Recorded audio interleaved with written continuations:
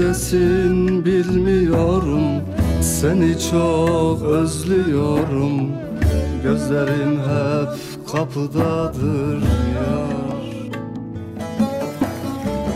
Kanayan şu yarama gelip de bir melhem ol, bitsin bu dargınlık bitsin ya.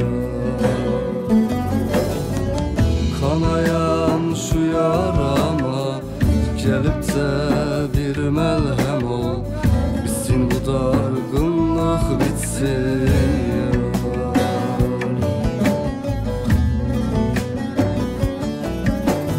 Gel neredesin gel, geç olmadan gel, gün doğmadan gel.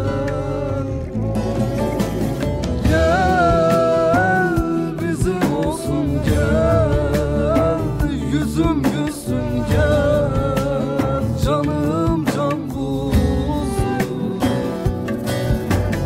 Gel bizim olsun gel, yüzüm gülsün gel, canım can buzum.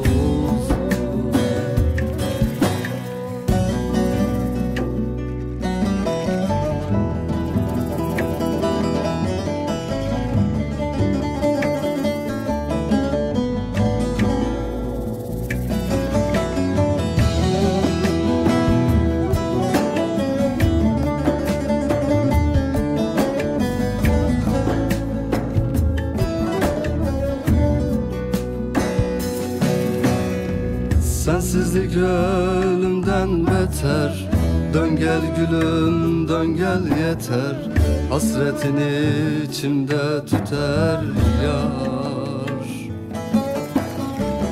Aldığım nefesimsin, yaşama sebebimsin, gel de bu ayrılık bitsin yar.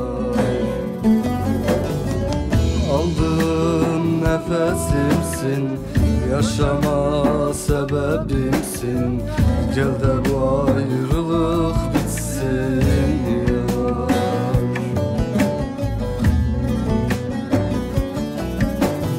Gel neredesin gel, geç olmadan gel, gün doğmadan gel. Gel bizim olsun gel, yüzüm gülsün gel, canım can buzum.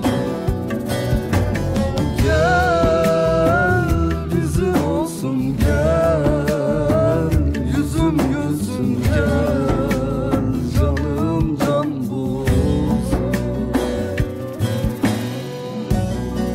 Yılmaz'ı yıldırdın, derdimden bıktırdın, tatlı canımdan usandırdın yar yar.